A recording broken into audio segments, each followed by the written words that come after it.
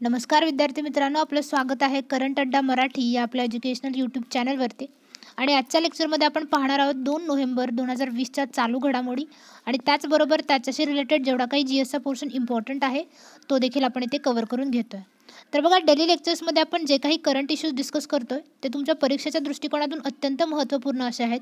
तर ते note down करून घेत चला, कारण त्याचा तुम्हाला तुमच्या परीक्षेमध्ये नक्कीच फायदा होणार आहे. तर आजच्या लेक्चरला सुरुवात करण्यापूर्वी जे कोणी विद्यार्थी मित्र आपल्या चॅनलवरती नवीन असतील त्यांनी चॅनलला सबस्क्राईब करा. त्याचबरोबर बेल आयकॉनवरती देखील क्लिक करा, जेणेकरून रोज सकाळी 7 वाजता जेव्हा आपलं लेक्चर अपलोड होतं तेव्हा तुम्ही ते पाहू शकाल. तर आजच्या सेशनला सुरुवात करण्यापूर्वी आजचा तुमच्यासाठीचा प्रश्न काय ते पाहूयात. नुकतेच नवीन मुख्य माहिती आयुक्त कोण बनले आहेत असं तुम्हाला प्रश्न विचारला आहे आणि हा जो प्रश्न आहे तो प्रिव्हियस लेक्चरवरती आधारित आहे. जर याचं योग्य उत्तर जे आहे ते तुम्ही कमेंट बॉक्समध्ये मेन्शन करा विद्यार्थी मित्रांनो. तर आजच्या सेशनमधील आपला पहिला प्रश्न काय ते पाहूयात. अलीकडे सिक्युअर ॲप्लिकेशन म्हणजेच SAI हे मोबाईल ॲप्लिकेशन कोणी विकसित केलं आहे असं तुम्हाला विचारलं. तर बघा, या प्रश्नाचं तुमचं योग्य उत्तर आहे 2 भारतीय सेना. बघा, इंडियन आर्मीने इंटरनेटसाठी सिक्युअर ॲप्लिकेशन नावाचं एक मोबाईल ॲप्लिकेशन विकसित केलेलं आहे, ज्यालाच आपण secure mobile application for internet असं म्हणू शकतो. बघा, हे जे ॲप्लिकेशन आहे ते एक मेसेजिंग ॲप्लिकेशन आहे, ज्याचा यूज जो आहे तो end to end safe voice किंवा टेक्स्ट किंवा व्हिडिओ कॉल प्रोव्हाइड करण्यासाठी होणार आहे विद्यार्थी मित्रांनो. बघा, हे इंटरनेटवरती अँड्रॉईड प्लॅटफॉर्मसाठी बनवण्यात आलेलं ॲप्लिकेशन आहे. आता हे ॲप्लिकेशन इंडियन आर्मीने बनवलेलं आहे किंवा विकसित केलेलं आहे.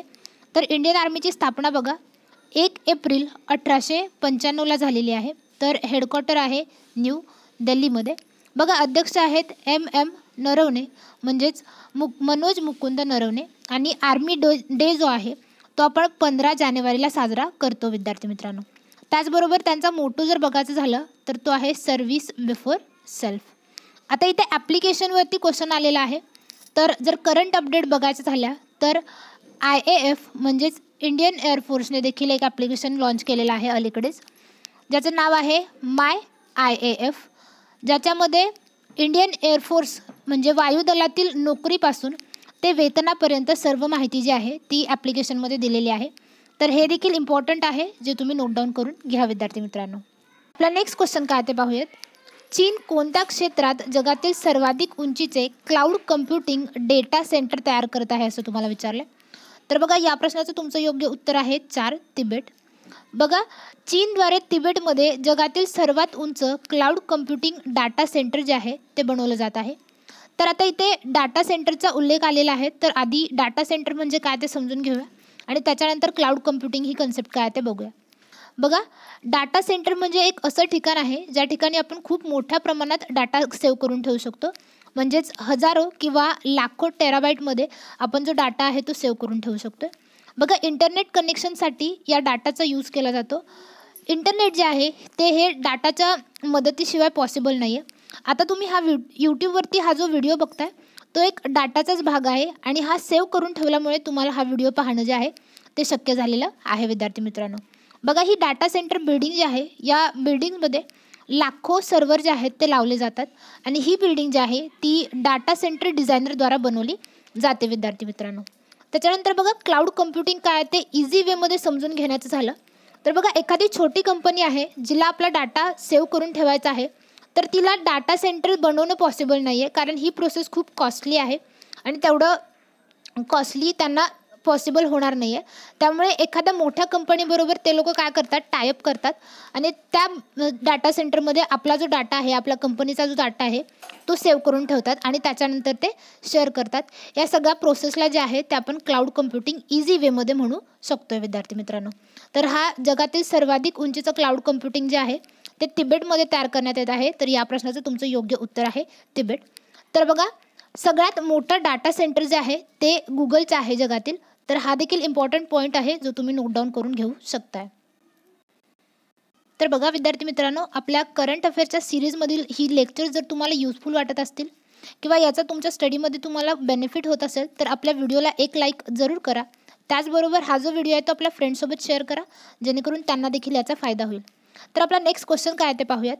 अलीकडेच पंतप्रधान मोदींनी आरोग्य वनचे उद्घाटन कोठे केले आहे असं तुम्हाला विचारलं. तर बघा या प्रश्नाचं तुमचं योग्य उत्तर आहे 1 गुजरात. गुजरातमध्ये अलीकडेच पंतप्रधान मोदींनी आरोग्य वनचं उद्घाटन केलेलं आहे, ज्याच्यामध्ये 5 लाख औषधी वनस्पती ज्या आहेत त्या लावल्या जाणार आहेत विद्यार्थी मित्रांनो. आता इथे गुजरातचा उल्लेख आलेला आहे, तर गुजरातबद्दल थोडक्यात करंट अपडेट जाणून घेऊया. बघा गुजरातच्या उच्च न्यायालयाचे मुख्य न्यायाधीश आहेत जस्टिस विक्रमनाथ.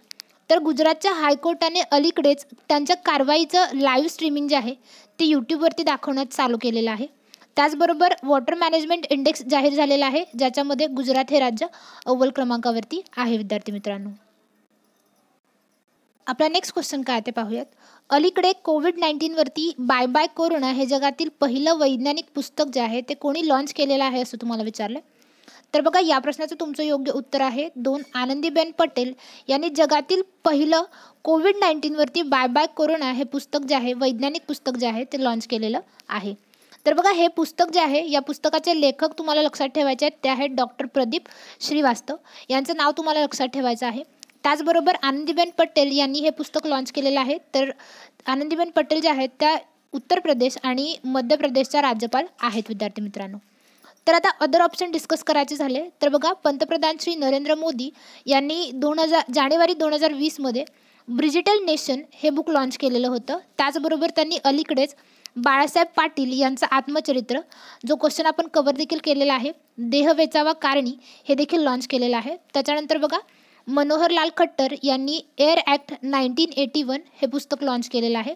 त्याचबरोबर प्रकाश जावडेकर यांनी इंडिया 2020 हे बुक लॉन्च केलेलं आहे. तर एवढे इम्पॉर्टंट पॉईंट्स आहेत या क्वेश्चनशी रिलेटेड, जे तुम्ही नोट डाऊन करून घ्या विद्यार्थी मित्रांनो. तर आपला नेक्स्ट क्वेश्चन काय ते पाहूयात. अलीकडे बिहारच्या कोणत्या स्थळाची रामसर साईट म्हणून निवड केली गेली आहे असं तुम्हाला विचारलं. तर बघा या प्रश्नाचं तुमचं योग्य उत्तर आहे 2 काबर ताल. काबर ताल हे बिहारमधील एक स्थळ आहे ज्याची रामसर साईट म्हणून नुकतीच निवड केली गेलेली आहे. तर रामसर साईट हे काय आहे ते तुम्हाला मी प्रिव्हियस लेक्चरमध्ये सांगितलेलं आहे, पण पुन्हा एकदा त्याची रिव्हिजन करूया. बघा रामसर हे जे आहे ती एक इंटरनॅशनल संघटना आहे. 1971ला इराणमधील रामसर या ठिकाणी एक सहकार्य करार झाला होता, ज्यालाच आपण रामसर कन्व्हेन्शन असं म्हणतो. हा करार जो आहे तो कशासाठी झालेला आहे ते पहा विद्यार्थी मित्रांनो. जे पाणथळ क्षेत्र असते किंवा दलदलीची स्थळं असतात किंवा ज्यालाच आपण इंग्लिशमध्ये वेटलँड्स म्हणतो, या वेटलँड्सच्या संरक्षणासाठी हा करार करण्यात आलेला आहे. बघा ही वेटलँड्स म्हणजे काय ते जाणून घेऊया. जमीन आणि पाणी यांच्यातील संक्रमण क्षेत्र जे जैवविविधता किंवा बायोडायव्हर्सिटीच्या दृष्टीनं महत्त्वपूर्ण किंवा परिपूर्ण असं असतं आणि यांच्याच संरक्षणासाठी हा रामसर कन्व्हेन्शन जो आहे तो तयार करण्यात आलेला आहे विद्यार्थी मित्रांनो. बघा जानेवारी 2020मध्ये भारतामध्ये एकूण 27 रामसर साईट्स होत्या. त्याच्यानंतर त्याच्यामध्ये 10 रामसर साईट ज्या आहेत त्या ॲड करण्यात आलेल्या होत्या आणि त्यांची एकूण संख्या जी होती ती 37 इतकी झालेली होती. पण अलीकडेच उत्तराखंडमधील पहिली रामसर साईट म्हणून आसन संवर्धन क्षेत्र किंवा आसन कन्झर्वेशनला डिक्लेअर करण्यात आलेला आहे. तर त्याच्यामध्ये आणखीन एक साईट ॲड झालेली आहे आणि आत्ता सध्या बिहारच्या काबर तालला देखील रामसर साईट म्हणून डिक्लेअर करण्यात आलेला आहे. तर भारतातील सध्याची एकूण रामसर साईट्स ज्या आहेत त्या 39 झालेल्या आहेत. तर ही करंट अपडेट आहे विद्यार्थी मित्रांनो, जे तुम्ही स्टार मार्क करून ठेवा, परीक्षेच्या दृष्टिकोनातून महत्त्वाची आहे. त्याच्यानंतर बघा नांदूर माधमेश्वर ही महाराष्ट्रातील एकमेव रामसर साईट आहे जी नाशिकमध्ये आहे आणि तिला महाराष्ट्राचं भरतपूर म्हटलं जातं. त्याच्यानंतर चिल्का लेक हे देखील रामसर साईट आहे जी उडीसामध्ये आहे विद्यार्थी मित्रांनो. बघा बिहारमधील स्थळाला रामसर साईट्सचा दर्जा देण्यात आलेला आहे. तर हे आहे मॅपमध्ये बिहार, ज्याच्या शेजारील राज्य बघा उत्तर प्रदेश, झारखंड, पश्चिम बंगाल आणि वरती नेपाळ या देशाची सीमा आहे. त्याच्यानंतर बघा बिहारला राज्याचा दर्जा मिळाला 1950ला. तर राजधानी पटना ही आहे. राज्यपाल बघा श्री फागू चौहान आहेत. तर मुख्यमंत्री आहेत श्री नितीश कुमार, जे की JDUचे मेंबर आहेत. विधानसभेमध्ये 243, विधान परिषदेमध्ये 75 मेंबर्स आहेत आणि भारतातील द्विगृही सभागृह आहे. आणि भारतामध्ये अशी 6 राज्य आहेत ज्यांना द्विगृही सभागृह आहे. तर ती आहेत उत्तर प्रदेश, बिहार, महाराष्ट्र, तेलंगणा, आंध्र प्रदेश आणि कर्नाटक. त्याच्यानंतर लोकसभेमध्ये 40 तर राज्यसभेमध्ये 16 मेंबर्स आहेत बिहारचे. बघा HDI सर्वात लास्ट आहे बिहार, इम्पॉर्टंट पॉईंट आहे. त्याच्यानंतर 1 नंबरवरती केरळ आहे आणि महाराष्ट्राचा विचार करायला झालं तर महाराष्ट्र 15व्या क्रमांकावरती आहे. क्षेत्रफळाच्या बाबतीत 12वा तर लोकसंख्येच्या बाबतीत 3रा क्रमांक लागतो. त्याच्यानंतर बघा प्रमुख अभयारण्य जर बघायची झाली तर ती आहेत कैमूर, भीमबंध आणि गौतम बुद्ध अभयारण्य. त्याच्यानंतर बघा व्याघ्र प्रकल्प, वाल्मिकी नगर व्याघ्र प्रकल्प हा तिथला प्रसिद्ध व्याघ्र प्रकल्प आहे. आणि प्रमुख नद्या जर बघायच्या झाल्या तर गंगा, बागमती, कोशी, गंडक, घागरा आणि सोन. बघा पर्यटन स्थळं, बिहारमधील जी पर्यटन स्थळं आहेत ती परीक्षेच्या दृष्टिकोनातून अत्यंत महत्त्वपूर्ण आहेत, ज्याला तुम्ही डबल स्टार मार्क करून ठेवा, कारण हे परीक्षेला डिरेक्टली याच्यावरती क्वेश्चन विचारले जातात. फॉर एक्झाम्पल जसं तुम्हाला विचारतील भगवान महावीरांचं जन्मस्थान कोणतं आहे तर ते आहे वैशाली. त्याच्यानंतर भगवान महावीरांचं परिनिर्वाण स्थळ कोणतं आहे तर ते आहे पावापुरी. हे डिरेक्टली क्वेश्चन तुम्हाला परीक्षेला पडतात याच्यावरती, तर हे इम्पॉर्टंट पॉईंट्स आहेत. तर बघा अशोक स्तंभ जो आहे तो बिहारमध्ये आहे. त्याच्यानंतर भगवान महावीरांचं जन्मस्थान वैशाली हे देखील बिहारमध्ये आहे. नालंदा विश्वविद्यालय विद्यार्थी मित्रांनो सर्वात जुनं विश्वविद्यालय आहे हे बिहारमध्ये आहे. त्याचबरोबर भगवान महावीरांचं महापरिनिर्वाण स्थळ जे आहे पावापुरी हे देखील बिहारमध्ये आहे. तर बुद्धांना जेथे बौद्धी प्राप्त झाली ते बोधगया देखील बिहारमध्ये आहे. तर हे सगळेचे सगळे पॉईंट तुमच्या परीक्षेच्या दृष्टिकोनातून अत्यंत महत्त्वपूर्ण आहेत, तर हे तुम्ही नोट डाऊन करून घ्या विद्यार्थी मित्रांनो. आपला नेक्स्ट क्वेश्चन आहे, अलीकडे कोणत्या व्याघ्र प्रकल्पाला युनेस्कोच्या मॅन अँड बायोस्फिअर प्रोग्रामचा भाग बनवण्यात आला आहे असं तुम्हाला विचारलं. तर बघा या प्रश्नाचं तुमचं योग्य उत्तर आहे एक पन्ना व्याघ्र प्रकल्प किंवा पन्ना टायगर रिझर्व. याला अलीकडेच युनेस्कोच्या मॅन अँड बायोस्फिअर प्रोग्रामचा भाग बनवण्यात आलेलं आहे. बघा हा जो पन्ना टायगर रिझर्व आहे हा मध्य प्रदेशमधील टायगर रिझर्व आहे आणि हा भारतातील 22वा तर मध्य प्रदेशमधील 5वा टायगर रिझर्व आहे. बघा याची स्थापना जी आहे ती 1981ला ॲज अ नॅशनल पार्क म्हणून करण्यात आलेली होती, पण त्याच्यानंतर 1994ला त्याला टायगर रिझर्व म्हणून घोषित करण्यात आलेलं आहे विद्यार्थी मित्रांनो. बघा जर अदर ऑप्शन डिस्कस करायचे झाले तर दुधवा व्याघ्र प्रकल्प जो आहे तो उत्तर प्रदेशमध्ये आहे, कान्हा व्याघ्र प्रकल्प जो आहे तो मध्य प्रदेशमध्येच आहे आणि कॉर्बेट व्याघ्र प्रकल्प जो आहे तो उत्तराखंडमध्ये आहे विद्यार्थी मित्रांनो. तर आता इथे व्याघ्र प्रकल्पांचा विषय आलेला आहे, तर महाराष्ट्रातील व्याघ्र प्रकल्प कोणते कोणते आहेत ते जाणून घेऊया. बघा मेळघाट व्याघ्र प्रकल्प आहे महाराष्ट्रामध्ये जो अमरावतीमध्ये आहे. त्याच्यानंतर ताडोबा व्याघ्र प्रकल्प जो चंद्रपूरमध्ये आहे. पेंच व्याघ्र प्रकल्प आहे तो नागपूरमध्ये आहे. तर सह्याद्री व्याघ्र प्रकल्प हा कोल्हापूर, रत्नागिरी, सातारा आणि सांगली या जिल्ह्यांमध्ये येतो. त्याच्यानंतर बघा नवेगाव नागझिरा व्याघ्र प्रकल्प गोंदियामध्ये आहे. तर बोर व्याघ्र प्रकल्प जो आहे तो वर्ध्यामध्ये आहे. हे एवढे इम्पॉर्टंट आहेत व्याघ्र प्रकल्प महाराष्ट्रातील जे तुम्ही नोट डाऊन करून घ्या विद्यार्थी मित्रांनो. तर बघा युनेस्कोचा हा प्रोग्राम होता, तर युनेस्कोबद्दल देखील परीक्षेला बरेच वेळेला विचारलं जातं. तर युनेस्को हा इम्पॉर्टंट पॉईंट आहे ज्याच्याबद्दल आता जाणून घेऊया. युनेस्कोचा फुल फॉर्म बघा United Nations Educational Scientific and Cultural Organization, ज्यालाच आपण मराठीमध्ये संयुक्त राष्ट्र शैक्षणिक, वैज्ञानिक आणि सांस्कृतिक संघटना असं म्हणतो. स्थापना बघा युनेस्कोची 1945ला झालेली आहे. तर सदस्य आहेत 193. मुख्यालय पॅरिस फ्रान्समध्ये आहे. तर महासंचालक आहेत ऑड्रे अझोले. काम काय आहे बघा युनेस्कोचं, शिक्षण, विज्ञान आणि सांस्कृतिक आंतरराष्ट्रीय सहकार्याच्या माध्यमातून जागतिक शांतता आणि सुरक्षा वाढवणे हे युनेस्कोचं काम आहे. बघा युनेस्कोच्या बाबतीत जर करंट अपडेट बघायचं झाला तर अलीकडेच युनेस्कोमध्ये भारताचे नवे राजदूत म्हणून विशाल व्ही शर्मा यांची नेमणूक करण्यात आलेली आहे विद्यार्थी मित्रांनो.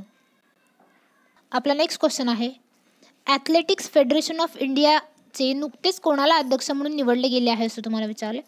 तर बघा या प्रश्नाचं तुमचं योग्य उत्तर आहे 3. एडिले सुमिरवाला यांना नुकतंच ॲथलेटिक्स फेडरेशन ऑफ इंडियाचे अध्यक्ष म्हणून नेमणूक करण्यात आलेली आहे विद्यार्थी मित्रांनो. तर आजच्या सेशनमधील आपला लास्टचा क्वेश्चन बघा, नुकत्याच कोणत्या राज्याला सर्वोत्कृष्ट शासित राज्याचा दर्जा देण्यात आलेला आहे असं तुम्हाला विचारले. बघा पब्लिक अफेअर्स सेंटरने एक रिपोर्ट जारी केलेला आहे ज्याच्यानुसार केरळ या राज्याला सर्वोत्कृष्ट शासित राज्याचा दर्जा देण्यात आलेला आहे. तर या प्रश्नाचं तुमचं योग्य उत्तर आहे A2 केरळ. बघा याच रिपोर्टनुसार सर्वाधिक खराब राज्य जे आहे ते उत्तर प्रदेश आहे. तर हा देखील इम्पॉर्टंट पॉईंट आहे जो तुम्ही नोट डाऊन करून घ्या विद्यार्थी मित्रांनो. तर बघा कालच्या लेक्चरमध्ये आपण महत्त्वाचे वायू आणि त्यांचा कोणत्या ठिकाणी उपयोग होतो हे पाहिलेलं होतं आणि आजच्या लेक्चरमध्ये आपण अत्यंत महत्त्वपूर्ण टॉपिक जो आहे तो या ठिकाणी डिस्कस करणार आहे, तो म्हणजे लोकपाल. बघा भ्रष्टाचाराविरोधात अण्णा हजारे यांनी जंतर मंतरवरती जे आंदोलन केलं होतं किंवा ज्याच्या वेळेस संपूर्ण देश जो आहे तो या आंदोलनामध्ये सहभागी झालेला होता. या आंदोलनाचं यश म्हणून हे लोकपाल पद जे आहे ते अस्तित्वात आलेलं आहे. आणि याच्यावरती परीक्षेला प्रश्न विचारले जातात विद्यार्थी मित्रांनो. इम्पॉर्टंट टॉपिक आहे जो तुम्ही नोट डाऊन करून घ्या. तर आता लोकपालबद्दल आपण माहिती जाणून घेऊया. बघा, पहिले लोकपाल जे होते त्यांचं नाव आहे पिनाकी चंद्र घोष. आणि न्यायिक सदस्य कोण कोण आहेत बघा, दिलीप भोसले, प्रदीप कुमार मोहंती, अजय कुमार त्रिपाठी आणि अभिलाषा कुमारी हे न्यायिक सदस्य आहेत. तर लोकपाल यांची निवड कोण करते किंवा निवड समिती कोणती आहे ते पाहूया. पंतप्रधान, सरन्यायाधीश, लोकसभा अध्यक्ष, लोकसभा विरोधी पक्षनेते आणि कायदेतज्ञ हे 5 लोक जे आहेत ते लोकपाल निवड समितीमध्ये असतात आणि यांच्याद्वारे लोकपाल निवड केली जाते. त्याच्यानंतर लोकपाल बनण्यासाठी पात्रता काय लागते ते पाहूयात. बघा, एकतर तो व्यक्ती सर्वोच्च न्यायालयाचे निवृत्त सरन्यायाधीश असावे लागतात किंवा निवृत्त न्यायाधीश असावे लागतात. त्याचबरोबर त्या व्यक्तीला भ्रष्टाचार विरोधी धोरण, सार्वजनिक प्रशासन, दक्षता, विमा, बँकिंग याबाबत किमान 25 वर्षाचा अनुभव असणं गरजेचं आहे. त्याच्यानंतर बघा, अध्यक्ष अपात्र केव्हा ठरतोय लोकपालचा, एखादी व्यक्ती आहे जिचं वय वर्ष 45पेक्षा कमी आहे आणि अशी व्यक्ती जेव्हा एखादं लाभाचं पद धारण करते तेव्हा ही व्यक्ती अपात्र ठरते. त्याचबरोबर एखादी व्यक्ती संसद व विधिमंडळात सदस्य अपराधी दोषी असेल त्यावेळी देखील ही व्यक्ती अपात्र ठरते. त्याच्यानंतर कार्यकाल किती आहे बघा लोकपालांचा, 5 वर्ष किंवा वयाची 70 वर्ष याच्यापैकी जो काही कार्यकाल आधी संपेल तो त्यांचा कार्यकाल असतो. आणि पगार त्यांना, अध्यक्ष जे असतात त्यांना सरन्यायाधीशाप्रमाणे पगार असतो, तर सदस्य यांना न्यायाधीशाप्रमाणे प्रमाणे पगार असतो विद्यार्थी मित्रांनो. आता लोकपाल कायद्याबद्दल जाणून घेऊया. बघा, लोकपाल कायदा जो आहे तो 2013चा आहे. लोकपाल कायदा 17 डिसेंबर 2013ला राज्यसभेमध्ये संमत करण्यात आला. त्याच्यानंतर 18 डिसेंबर 2013ला लोकसभेमध्ये संमत करण्यात आला. तर 1 जानेवारी 2014ला राष्ट्रपतींची यांच्यावरती सही झालेली आहे आणि 16 जानेवारी 2014 पासून हा कायदा जो आहे तो अंमलात आलेला आहे विद्यार्थी मित्रांनो. त्याच्यानंतर बघा, रचना, लोकपालची रचना काय आहे, याच्यामध्ये 1 अध्यक्ष व जास्तीत जास्त 8 सदस्य असतात. तर एवढे इम्पॉर्टंट पॉईंट्स आहेत या लोकपालशी रिलेटेड जे तुम्ही नोट डाऊन करून घ्या विद्यार्थी. तर आजचं सेशन संपण्यापूर्वी तुमचा लास्ट डे क्वेश्चन काय होता ते पाहूयात. नुकताच कोणत्या देशात जेटा वादळाचा तडाखा बसला आहे असं तुम्हाला विचारलेलं होतं. तर या प्रश्नाचं तुमचं योग्य उत्तर आहे 2 अमेरिका. तर आजचं आपलं लेक्चर इथेच संपत आहे विद्यार्थी मित्रांनो. आजचं लेक्चर तुम्हाला कसं वाटलं हे कमेंट बॉक्समध्ये नक्की मेन्शन करा. आपले व्हिडिओ जर तुम्हाला आवडत असतील तर व्हिडिओला लाईक, शेअर आणि सबस्क्राईब करायला अजिबात विसरू नका. बेल आयकॉनवरती देखील क्लिक करा जेणेकरून चॅनलचा कोणताही अपडेट तुम्ही मिस करणार नाही. व्हिडिओ पूर्ण पाहिल्याबद्दल धन्यवाद.